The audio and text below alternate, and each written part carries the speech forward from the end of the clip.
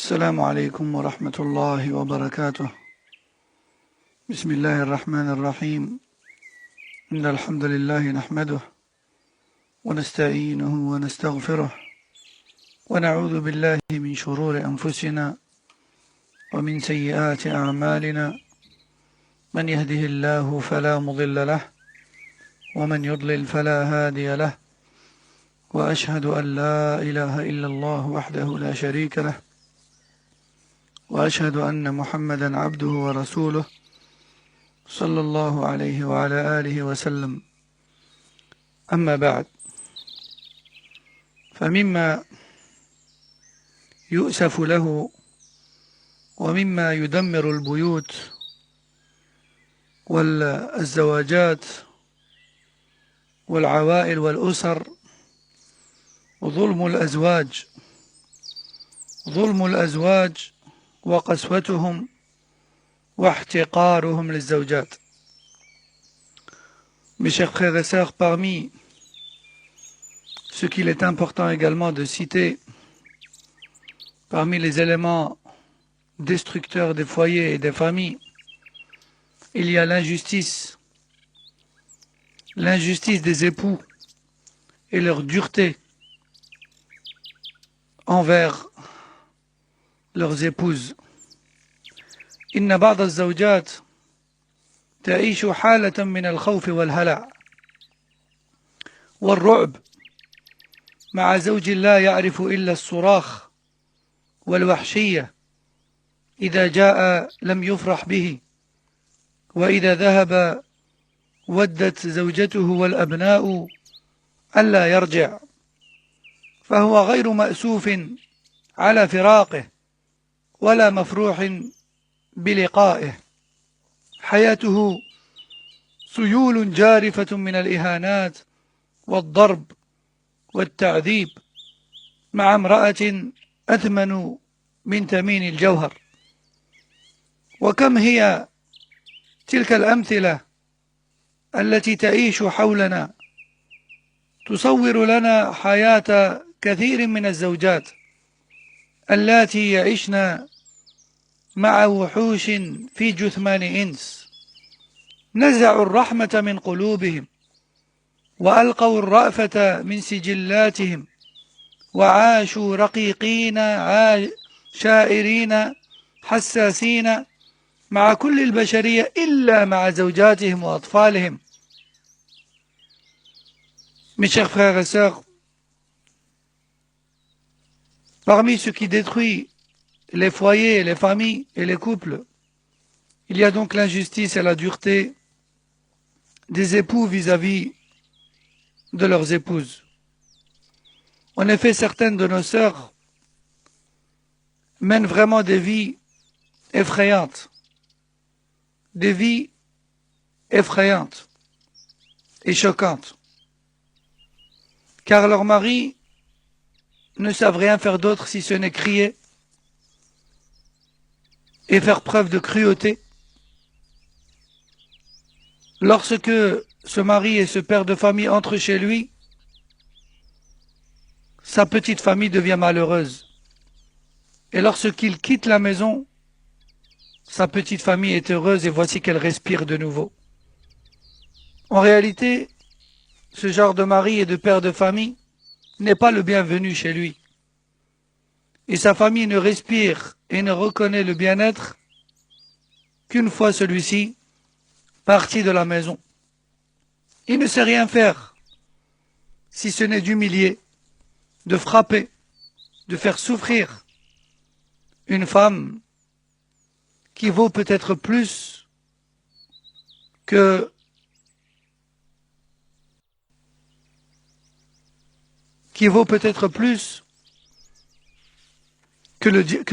les diamants, qui a une valeur peut-être plus grande encore, et même certainement plus grande encore que celle des diamants. Et combien sont nombreux ces cas autour de nous. Sachez, mes frères et sœurs, que nombreuses sont les situations conjugales autour de nous qui nous font parvenir des histoires à dormir debout. Beaucoup de nos sœurs vivent avec des monstres dans des corps humains, des démons et des monstres incarnés dans des cœurs ou dans des corps, d'humains, des maris qui n'ont aucune miséricorde dans leur cœur. Ils parviennent à faire preuve de douceur et de sociabilité et de bon comportement avec tout le monde, sauf avec leurs épouses et leurs enfants. إحدى النساء تقول: في الحقيقة لا أعرف من أين أبدأ وكيف أبدأ، وقلبي يتفطر حزنا وجسدي ينزف ألما وكياني ينتفض من المأساة والرعب والإرهاب. أليس ترويع الآمنين إرهابا؟ أليس الظلم إرهابا؟ نعم، أنا أعيش هذه الحالة مع من يفترض أن يكون أقرب الناس إلي. أليست المرأة سكنا للرجل والرجل سكنا للمرأة كما تقول عقيدتنا؟ لقد بدأت مأساتي مع زوجي باكرا منذ ليلة الزفاف، ليزرع في نفسي نبتة من الألم والخوف. حاولت أن أقضي عليها بعد ذلك بالتودد والتفاهم، ولكن كان الوجه التهجم الذي لا ينفرج، والمعاملة الخشنة التي تؤكد على الاحتقار والمهانة هي زادي اليومي. الاحتقار والمهانة هي زادي اليومي. وظننت أن النضج الفكري والعقلي سيرافقان تصرفاته، لأن الأخت هذه عمرها 22 سنة وزوجها 30 لما تزوجت. قالت: ظننت أن النضج الفكري والعقلي سيرافقان تصرفاته، ولكن تعاملت كالشاغلة أو الرقيق، فعلي أن أقوم بكل واجباتي التي تبدأ بإلباسه الثياب والحذاء ولا تنتهي بوضع الطعام الذي يتناوله وحده، فالرجولة والفحولة تمنعه من الأكل معي على طاولة واحدة قبل أن أنجب وحتى بعد الإنجاب، فلا أنا ولا أولادي نجرأ على تناول الطعام قبل أن يتناوله. فكثير ما يعود إلي في منتصف الليل ولا أجرأ على السؤال، لا عن مكان سهره ولا مع من ولا عن الرائحة التي تشير إلى أنها رائحة غير طيبة. علي فقط أن أخلع حذاءه وثوبه وأضع الطعام وأقف إلى جواره حتى ينتهي، وعلي أن أصحو مبكرا لأوقظه فيستيقظ بعد معاناة وشتائم وربما بصق في وجهي. وأنا والحمد لله امرأة حسنة المظهر نظيفة مرتبة، ولكنه لا يتورع في أن يقذفني كل لحظة بكلمة جارحة، وعندما أحاول الرد أو أطلب تسريحي لا أجد سوى اللكمات والركلات، والتبرير هو الفحول والرجولة، لا العشرة والمعاملة الحسنة. تخيل أنه لم يكن ولم يزل لا يداعب أطفاله، وهن 3 بنات جميلات، ويعايرني فيهن أو بهن أحيانا، يقول إنهن لا يساوين ظفر ولد واحد. البنات المنكسرات حزينات دائما رغم محاولة احتضانهن والتخفيف عنهن. أنا وبناتي نعيش في رعب، فكل حركاته في المنزل بالعنف، فعندما يريد شيئا لا يناديني بل يقذفني بأي شيء بجواره حتى انتبه، أو يغلق الأبواب بعنف، أو يصفق لي كأني خادمة. وعندما يأتي بأصحابه إلى المنزل علي أن أقف بالقرب من الباب لألبي طلباته. أما عن حقوقي الزوجية فلا أستحقها، بل يأخذ حقه وينصرف ضاربا بي عرض الحائط. ولم يحدث يوما أن صفى وجهي وجسدي من كدمة أو ندبة أو جرح أو غيره. البنات أحيانا يصرخن وهو لا اهتمام ولا ضمير. أحاول أن أكتم نفسي أو أن أكتم في نفسي وأن أتحامل عسى أن يستكين أو يهدأ، ولكن لا فائدة. فهل أجد لديكم ما يقال لي؟ ربما خففت كلماتك عني. الله المستعان. Allah al-Musta'an. Écoutez mes chers frères et sœurs, la lettre de cette épouse. Écoutez la lettre de cette épouse. Elle dit, en réalité, et bien sûr je l'ai résumé, elle dit en réalité, je ne sais pas par où commencer.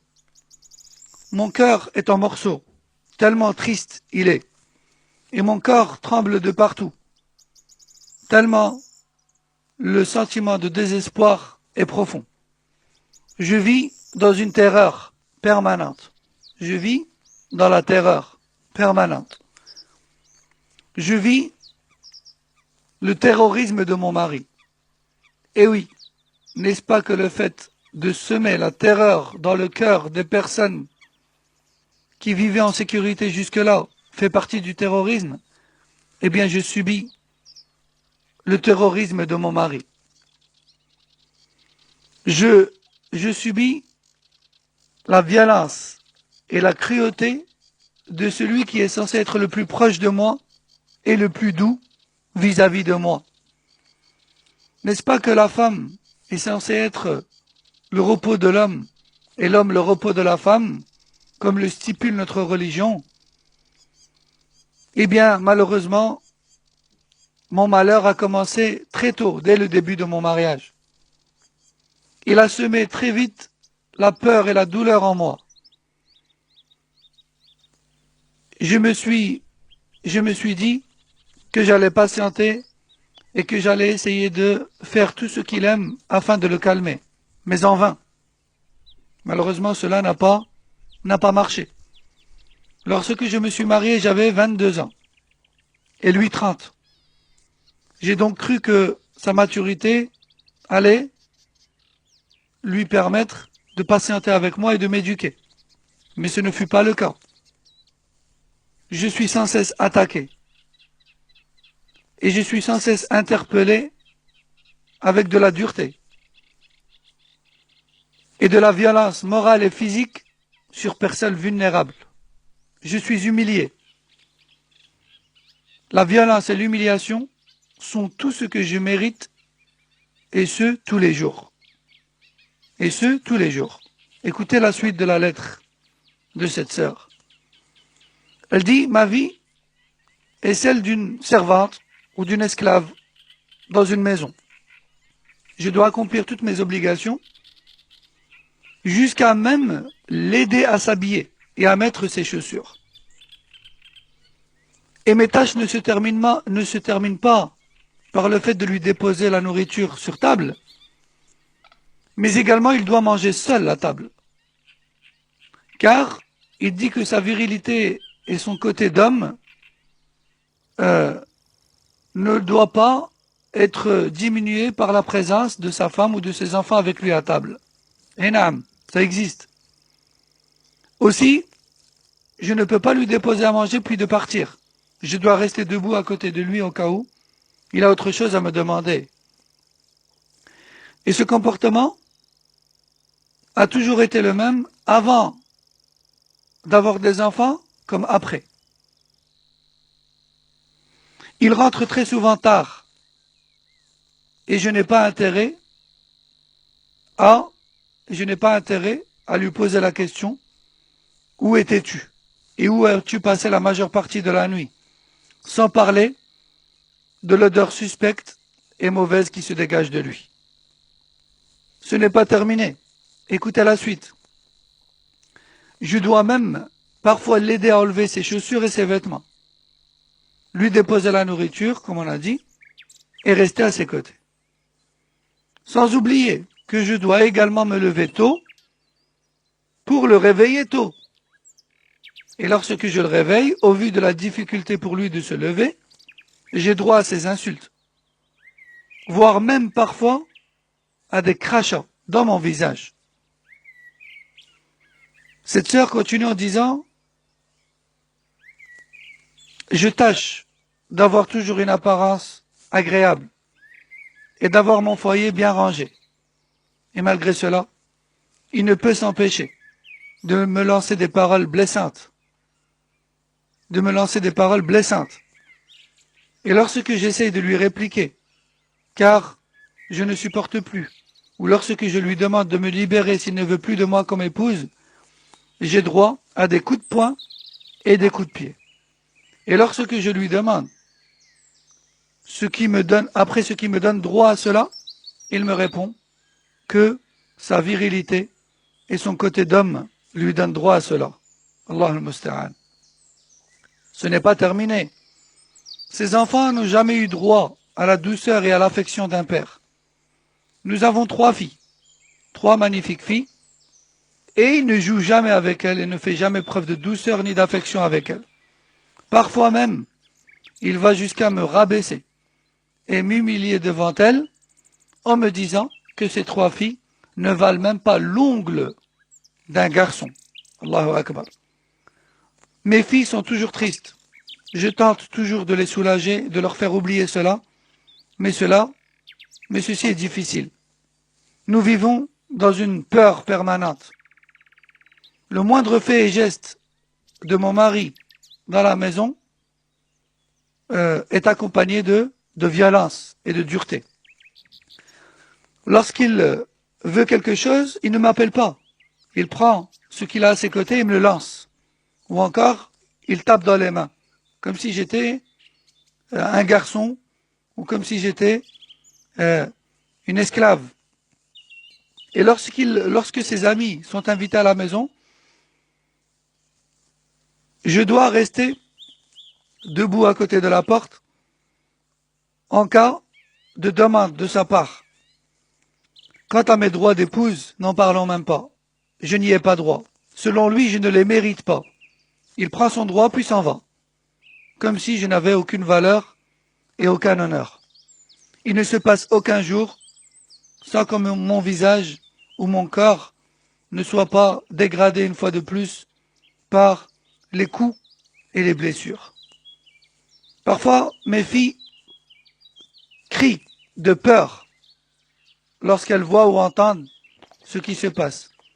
Mais cela ne le touche pas. Alors, Al-Muhim, à la fin de cette lettre, cette sœur dit, qu'avez-vous donc à me dire? Peut-être que vos paroles vont me faciliter cette épreuve et me consoler. Allah al-Musta'an. Allah al-Musta'an. ماذا عسانا أن نقول سوى أن القلوب قد خلت من رسوم الرحمة ومعاني الشفقة إن أخطر ما يواجه الحياة الزوجية الجفاف الذي يخيم عليها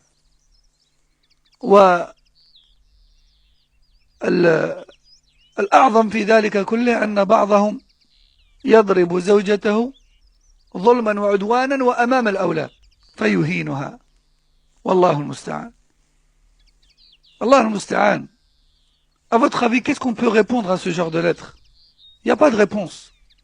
Si ce n'est, gloire à celui qui éprouve certains en retirant la miséricorde et l'affection de leur cœur. A'udhu billah. Parmi les plus grands dangers qui menacent les couples, il y a la dureté et la violence. La dureté des cœurs et la violence. Et certains vont même jusqu'à frapper leurs épouses devant leurs enfants. Et ça, c'est l'une des pires des choses. Parce que tu humilies leur mère devant eux. Non seulement tu l'humilies, mais en plus de ça, elle va baisser en importance dans leur cœur. Car ils la voient se faire frapper et humilier. والعياذ بالله. فلنتق الله عز وجل في أزواجنا وأولادنا سبحان الله. إن أحببت زوجتك فأحسن إليها وإن لم تحبها فاتق الله فيها. On se doit donc de craindre Allah Azza wa Jal, mes chers frères, vis-à-vis de nos épouses et de nos enfants, subhanallah. Si tu aimes ta femme, alors prouve-le, sois bienfaisant. Et si tu ressens que tu ne l'aimes plus ou que tes sentiments ont baissé, alors au moins crains Allah en elle. Au moins crains Allah en elle. وأيضا من الأسباب التي تعين على الحياة الهادئة الهنيئة تغيير الروتين الممل. فالذكي من الأزواج هو الذي يسعى إلى تغيير الروتين الممل وإذكاء روح البهجة والمودة في بيته. فكم كان للمداعبة والتودد والترفق بين الأزواج دور كبير في إضفاء السعادة على بيت الزوجية. تأمل مثلا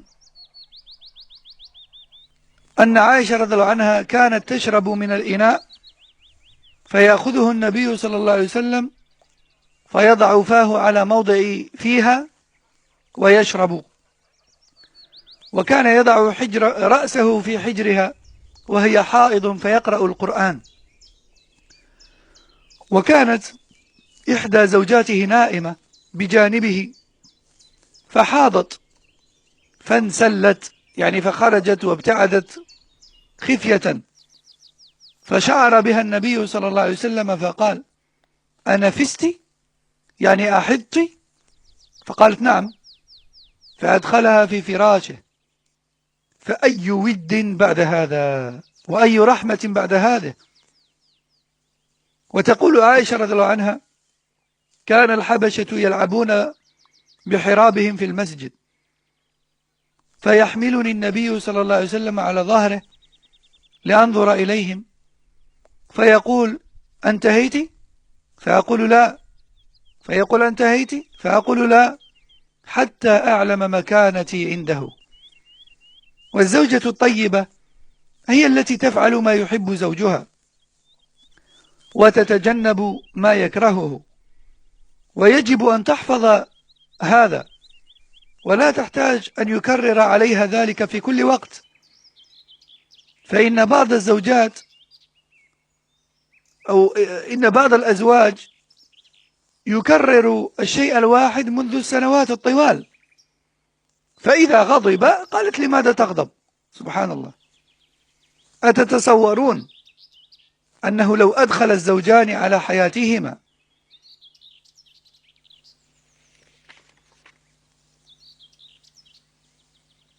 Est-ce que vous m'entendez? Il y a du son?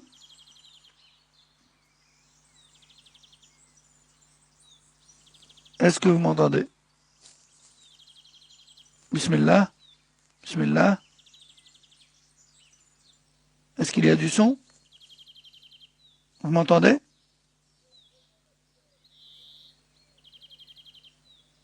Bismillah. Bismillah. Est-ce que vous m'entendez? نعم. طيب.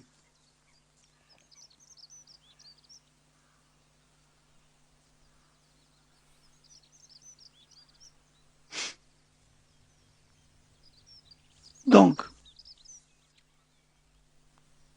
طيب, tout va bien, alhamdulillah. C'est plutôt le frère qui enregistre qui a un souci, Allahu a'lam, de connexion. Parce que pour les autres, ça va, Akhil Karim. Khair, Inch'Allah.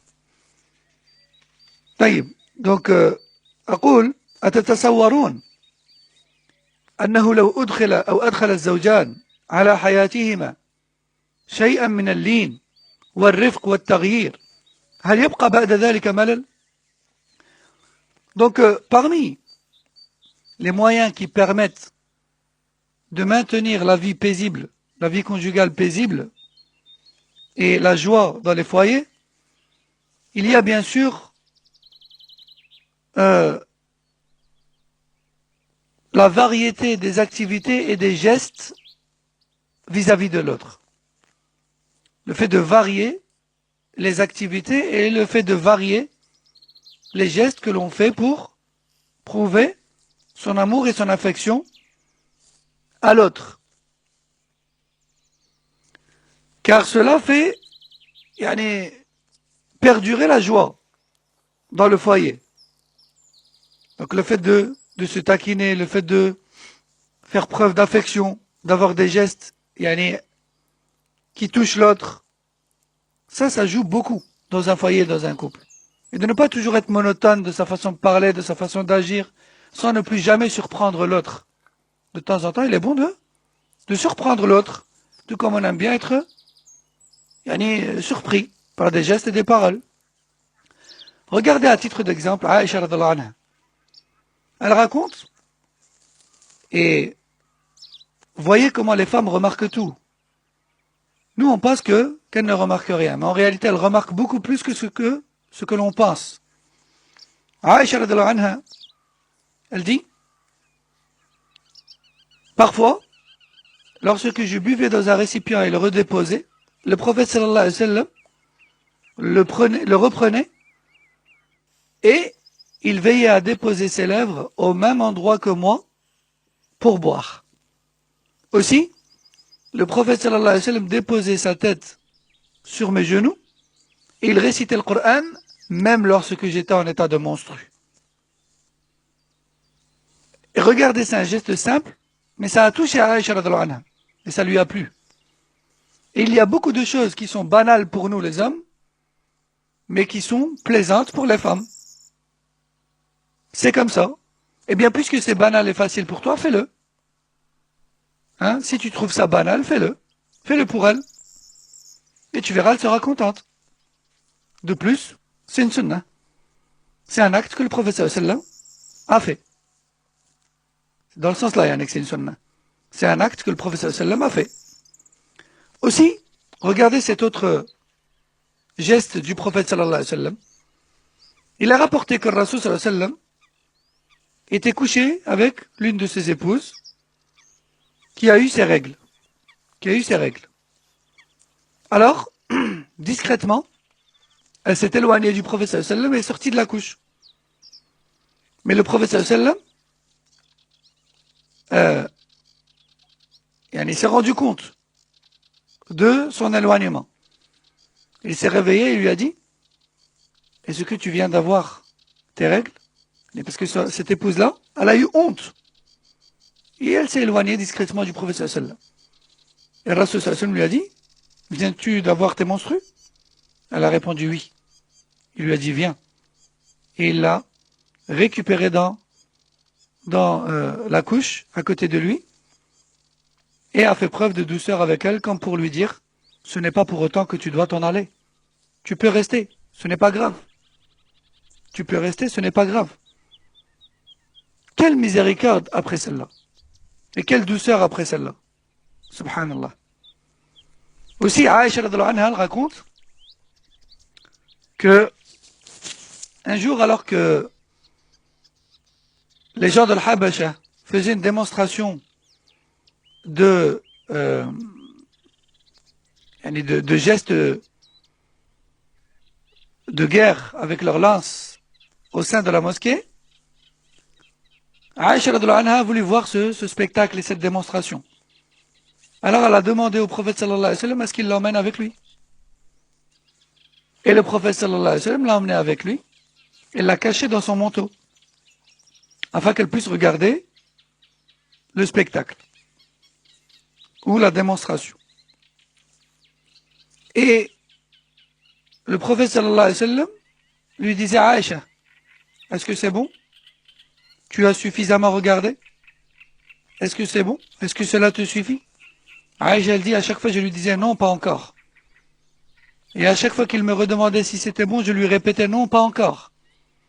Et mon seul but, était de voir jusque où il peut patienter, car cela correspondra à l'importance que j'ai dans son cœur. Subhanallah.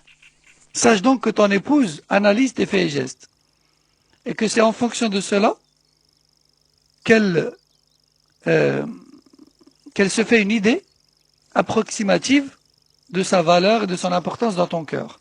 Alors fais très attention à tes faits et gestes. Aussi, il incombe à l'épouse de faire ce que son mari aime et de délaisser ce que son mari déteste. Et aussi, chose très importante, lorsque ton mari te fait part d'une chose qu'il aime ou qu'il déteste, retiens-le. Retiens cette chose. Et évite-lui de te le répéter à chaque fois. Car certains maris se plaignent beaucoup de devoir sans cesse répéter les choses à leur femme, et ce depuis des années. Beaucoup de maris se plaignent de répéter une même chose, et ce depuis des années. Et lorsqu'il se met en colère, elle se plaint et elle dit « Pourquoi il s'énerve? Pourquoi tu t'énerves? Subhanallah, pourquoi il s'énerve? Si cela fait 4, 5, 6, 10 ans qu'il te répète que telle chose lui est insupportable, délaisse-la. Mais tu le fais quand même. Que cette chose, il faut la faire. Qu'elle est importante, mais que tu la délaisses quand même. Il te l'a répété une fois, 2 fois, 3 fois, bon, ça arrive, on peut oublier. Mais tout le temps, depuis des années, c'est pas normal. Al-Muhim, tout ça pour dire que le fait de varier les gestes d'affection vis-à-vis de l'autre afin de casser la routine, cela permet de maintenir une certaine joie, une certaine relation joyeuse dans le couple et dans le foyer. من الأمور التي ينبه عليها أيضا وأنها من المدمرات للبيوت الكبرياء بين الأزواج. Aussi, parmi les choses très importantes sur laquelle il faut attirer l'attention, car c'est l'une des plus grandes causes qui détruit les foyers et les couples, c'est la fierté et l'orgueil entre époux, subhanallah. La fierté et l'orgueil entre époux. Ça fait partie des moyens les plus destructeurs des couples et des foyers et des familles. L'orgueil et la fierté. Et hier, on a dit que parmi ce qui aide le plus à la discussion entre couples, c'est de mettre de côté sa fierté. Sincèrement, vraiment. Eh bien, l'orgueil et la fierté fait partie de ce qui détruit malheureusement beaucoup de foyers. إن المشكلة العظمى التي يعاني منها الكثير هي استكبار المرأة أن تعترف بحاجتها إلى زوجها مع ما فيه، ومكابرة الرجل أن يقر أن لزوجته دورا لا يملأه غيرها. ولو وقف الزوجان أمام هذه الحقيقة لتلاشت أمام ذلك كثير من الأوهام التي يتصورها الناس مشكلة وهي ليست كذلك. المشاكل الزوجية لا سبيل للحيلولة فيها، يعني لا مفر منها، وعلى اختلاف درجات هذه الخلافات لا بد من معرفة العلاج لها الذي تحمد عقباه. يعني ليس هناك مشكل زوجي يمكن أن تقول هذا المشكل لا أحله، خلينا منه معليش. لا بد من وجود من معرفة العلاج لكل مشكل، لأن المشاكل إذا تراكمت فإنه سيأتي يوما تتفجر فيه وتدمر البيت، والله المستعان. Donc, l'un des plus grands problèmes, comme on a dit, c'est l'orgueil et la fierté entre couples. C'est-à-dire que certaines femmes, par fierté, par orgueil, ne veulent jamais reconnaître l'utilité de leur mari dans leur vie et le fait qu'elles ne peuvent se passer de lui malgré ses défauts.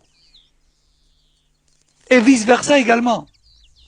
Certains maris, de par leur orgueil et leur fierté, ne reconnaissent pas le besoin qu'ils ont d'avoir cette femme. Et le fait qu'il ne peut se passer de cette femme car son rôle est trop difficile et que n'importe qui ne pourrait le remplir. Et si ce genre de couple prenait conscience de la menace que représente cet orgueil et cette fierté dans leur famille, dans cette famille qu'ils construisent ensemble, eh bien en réalité beaucoup de problèmes disparaîtront. Pourquoi? Parce que beaucoup de conflits conjugaux, en réalité, ce ne sont que des, si je peux dire, des fabulations. Ce sont des problèmes imaginaires. Beaucoup de conflits sont à l'origine des problèmes imaginaires, des mésententes imaginaires. Pourquoi imaginaires? Car leur seule et unique cause, c'est la fierté et l'orgueil. C'est juste ça. Elle lui fait une remarque, elle a raison, mais il n'a pas envie de lui dire t'as raison. Alors il se gonfle d'orgueil jusqu'à ce que ça prenne de l'ampleur et ça explose. Et dans l'autre sens également. Il lui fait une remarque, elle sait qu'il a raison, mais elle ne veut pas reconnaître. Et ça grossit jusqu'à faire du bruit, et puis ça explose, et puis ça touche toute la famille. Et puis malheureusement, ça peut aller jusqu'au divorce et la dispersion des enfants, etc.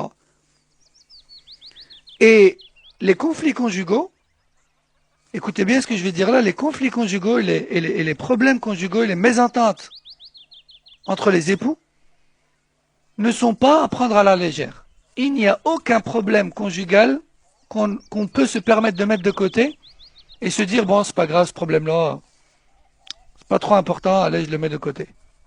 Surtout pas. Chaque problème est à traiter minutieusement.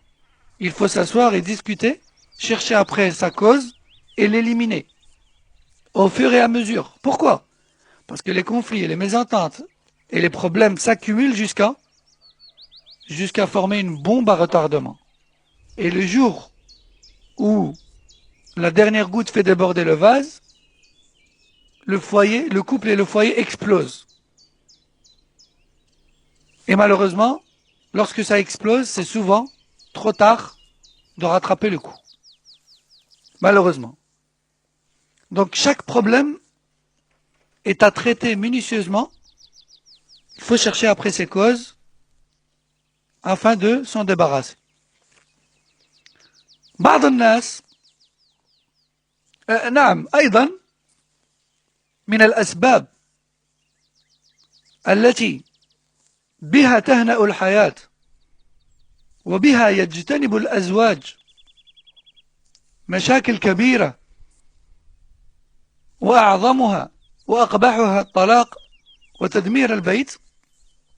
من أعظم هذه الأسباب التروي والصبر وعدم العجلة في الأمور. L'un des moyens les plus importants qui permet de préserver un couple et un foyer et une famille, c'est le tact, la patience, la réflexion positive et de ne surtout pas se précipiter dans la réaction. Et ce sera le dernier point pour aujourd'hui, Inch'Allah. Je répète, le tact, la patience, la réflexion et d'éviter à tout prix la précipitation dans la réaction face aux choses. بعض الناس يتصور حين وقوع المشكلة أن الحل الوحيد هو الطلاق. وفي كثير من الأحيان تكون المشكلة المختلف عليها لا تستحق كل هذا. بل لو تفكر فيها لوجد أن لا مشكلة أصلا. إن مما يعين على علاج الخلافات الزوجية التروي والتجمل بالصبر فإنه مفتاح لكل خير. قال صلى الله عليه وسلم: ما كان الرفق في شيء إلا زانه وما نزع من شيء إلا شانه. فالترفق وترك العجلة مطلب في جميع أمور الحياة، فكيف بأمر تقوم عليه الحياة؟ وبالترفق والتروي يستجمع المرء شتات فكره ويستحضر عقله ولا يقدم على ما يدمر به حياته في لحظة طيش وعجلة. Certaines personnes, certains couples, disons immatures, trop nerveux et précipités, à chaque fois qu'un problème se présente dans leur vie et dans leur couple, leur vient en tête que la seule solution, c'est le divorce. Et dans la majorité des cas, écoutez-moi bien, dans la majorité des cas, subhanallah, le sujet de divergence et la cause du problème ne mérite même pas une telle ampleur de conflit. Plutôt même, dans la majorité des cas, il n'y a pas de réel conflit en fait. C'est juste que l'un ou l'autre s'est précipité, a laissé partir sa nervosité, sa nervosité, sa précipitation, hein, n'a pas fait preuve de tact, n'a pas fait preuve de patience, n'a pas réfléchi au pourquoi du comment, un minimum, et voici qu'en quelques instants, il a détruit tout un édifice qui a pris énormément de temps à construire. Le prophète sallallahu alayhi wa sallam a dit: la douceur et la patience ne se trouvent dans une chose sans l'embellir, et ne sont retirées d'une chose sans l'enlaidir. Et la patience et la réflexion avant d'agir dans les choses, c'est un trait de caractère primordial dans la vie, dans tous les domaines de la vie. Que dire donc de la principale chose qui compose ta vie, à savoir ton couple et ton foyer. Si dans la vie de façon générale, face à tout le monde et dans toutes les situations, tu dois t'arrêter un instant et réfléchir au pourquoi du comment et agir de la meilleure des manières et patienter avant de réagir, que dire de la chose la plus importante qui compose la vie, à savoir ton couple et ton foyer. Et celui qui réfléchit, qui se donne le temps de réfléchir et de patienter avant de réagir, celui-là en réalité, subhanallah, il va réunir tout ce qui s'est dispersé en un instant dans sa tête à cause de la colère. Il va réunir toutes ses idées et tout son esprit et va faire preuve de raison afin d'analyser la situation avant de réagir. Parce que le fait de réagir sur l'instant, tu réagis avec une partie de ta raison et non pas avec toute ta raison. Avec une partie de ta raison et toute ta colère et ton impatience. Par contre, lorsque tu te dis, bon, stop, je vais réfléchir un instant, qu'est-ce qui se passe? Pourquoi il ou elle a fait ça? Pourquoi il ou elle a réagi comme ça? Pourquoi là, il ou elle a dit ceci ou cela? Pourquoi il me l'a dit avec tel ton? Pourquoi il a réagi comme ça? De prendre en compte tous les éléments et tout le contexte. Et en réfléchissant, tu vas rassembler les morceaux et tu vas rassembler ton état d'esprit qui est dispersé et tu vas écarter ta colère et ton impulsivité, ou je ne sais pas comment on dit, de l'instant. Non. Et donc pour clôturer, écoutez cette histoire véridique. اتفقت امرأة وزوجها على إجراءات الطلاق فقال الزوج: البيت لك لأنك يتيمة فلا أب لك ولا أم وإخوتك متزوجون وسيكون صعبا للغاية الحياة معهم. البيت لك وأنا سأقيم مع أخي. فقالت الزوجة: لا، البيت لك، أنت شقيت به كثيرا لتبنيه، سأحاول التأقلم مع زوجة أخي وأعيش معها. فرد عليها الزوج: إذن خذي الأثاث. قالت: لا، أنت أكثر حاجة للأثاث مني، فبيت أخي به كل شيء. فرد الزوج: إذن اقبلي مني هذا المبلغ. فردت الزوجة: لا، إن لي وظيفة معقولة ولن أحتاج للمال، أنت أحوج مني. وبينما تعد الزوجة حقيبتها لتغادر البيت، إذا بالزوج يتأوه متحسرا ويسألها: لماذا الطلاق إذن؟ لعدم التوافق؟ لأني لا أفهمك ولا تفهمينني ولا تفهميني؟ ما هذا الكلام؟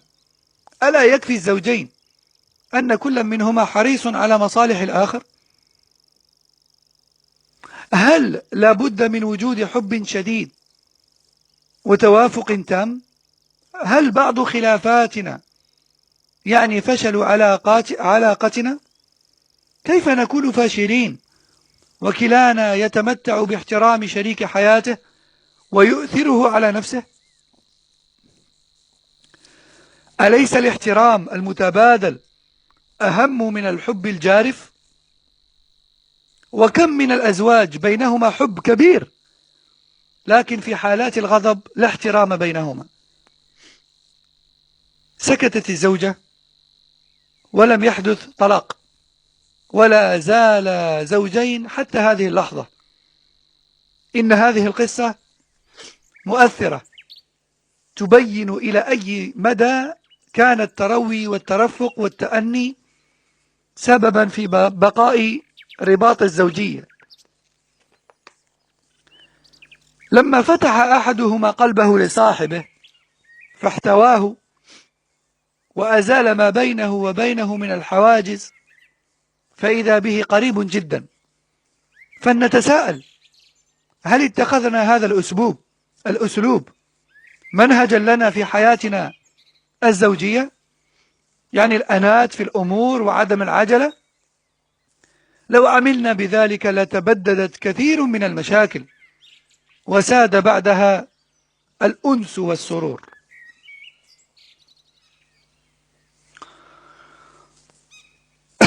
Écoutez cette histoire véridique.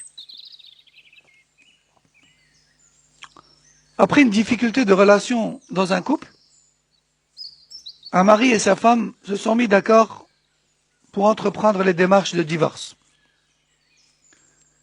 Et au moment où la femme était en train de préparer ses affaires pour partir, le mari lui dit: je te laisse la maison. En effet, tu es orpheline, tu n'as plus ton père ni ta mère, et tes frères sont tous mariés. Et je pense qu'il va être difficile de vivre avec eux dans une même maison. Quant à moi, eh bien c'est plus facile pour moi, j'irai vivre avec mon frère. Et cette femme a répondu: non, garde la maison, tu as eu tant de mal à l'acquérir. Je vais essayer de m'adapter avec ma belle-sœur chez mon frère. Le mari a répondu: alors dans ce cas, garde les meubles, je te les donne. Et cette femme a répondu: non, c'est à toi de garder les meubles, tu en auras plus besoin que moi, chez mon frère il y a tout ce qu'il faut. Le mari a dit: alors, je te donne cette somme d'argent, tu en auras besoin. Et sa femme lui a dit: non, moi j'ai une rentrée d'argent, mais toi tu en auras plus besoin que moi, au vu de ta situation.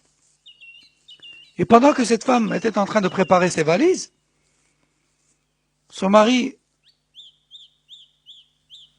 l'a regardée avec tristesse et lui a dit: mais alors pourquoi on divorce? Mais alors pourquoi on divorce? Juste parce qu'on a du mal à se comprendre? Juste parce qu'on n'a pas encore trouvé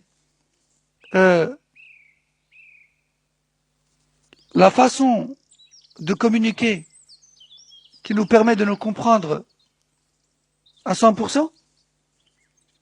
Pourquoi divorcer alors que chacun d'entre nous veille au bien-être de l'autre et se préoccupe du bien-être de l'autre et de la suite de l'autre?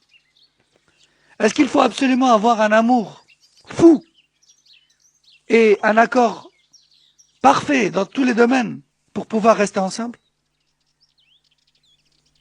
Est-ce que nos divergences nous empêchent de rester ensemble? Comment est-ce que comment est-ce qu'on pourrait être voué à l'échec alors que chacun d'entre nous respecte l'autre à ce point et se préoccupe du bien-être et de la suite de l'autre à ce point? N'est-ce pas que cette préoccupation, cette miséricorde et ce respect mutuel avec un minimum d'amour suffisent pour la construction d'un foyer? Et combien de maris et de femmes s'aiment à la folie, je répète, s'aiment à la folie, mais dès lors où ils sont en colère et en conflit, il n'y a plus aucun respect entre eux. Et je sais ce que je suis en train de dire. Et je pense ce que je suis en train de dire. Certains époux s'insultent, comme les jeunes s'insultent dans la rue. Et se traitent, comme les jeunes se traitent dans la rue. Elle porte le djilbab, masha'Allah, peut-être même le niqab, masha'Allah. Il porte la barbe, masha'Allah, le qamis, masha'Allah, il va à la mosquée, etc., masha'Allah. Mais dès lors où ils se disputent, a'oudhu billah, on dirait une dispute de racailles dans la rue. Hein? L'amour et le respect dans un couple, c'est l'un des secrets de la réussite.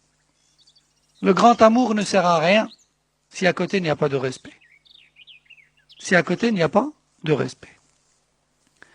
Et de ce fait, dans cette histoire-là que je vous raconte, qui est réelle, la femme n'a pas répondu aux paroles de son mari. Et ainsi, il n'y a pas eu de divorce. Ils sont restés mariés jusqu'aujourd'hui, jusqu'à l'heure où je vous parle. Alhamdulillah. Et je trouve cette histoire très touchante. Parce qu'on voit à quel point le tact et la patience et la réflexion avant d'agir et de ne pas se précipiter dans les choses peut fortifier des liens de couple et peut sauver des familles, des couples et des foyers et des enfants. Dès lors où l'un ouvre son cœur à l'autre. Sincèrement, en mettant de côté la fierté et l'orgueil. Par Allah, la fierté et l'orgueil, c'est une barrière, c'est une porte blindée, si on peut dire ça comme ça, qui empêche la réussite. Qui empêche la réussite. Posons-nous donc la question maintenant. Est-ce que nous, dans nos couples et dans nos vies conjugales, on fait preuve de patience et de tact et de réflexion avant d'agir? Ou est-ce que dès qu'il parle ou dès qu'elle parle, dès qu'il fait une chose ou dès qu'elle fait une chose, on lui laisse même pas le temps de prendre conscience que boum, on lui a tiré dessus. Hein? Est-ce qu'on est le premier ou le deuxième? À chacun d'entre nous de répondre dans sa tête. On n'est pas obligé de le divulguer. Mais si la réponse est la deuxième, alors, si on est sincère, on se doit de se réformer. Et si chacun d'entre nous agissait de cette manière, par Allah, beaucoup de problèmes de couple disparaîtraient. Et beaucoup de couples retrouveraient l'apaisement. Et beaucoup de fleuves rejoindraient leur lit, comme on dit. Wallahu al-musta'an wa alayhi at-tuklan. C'est l'heure de Maghrib. On va s'arrêter ici, Inch'Allah. Et je vous dis à demain à la même heure, Inch'Allah. Subhanakallahumma wa bihamdik. Ashhadu an la ilaha illa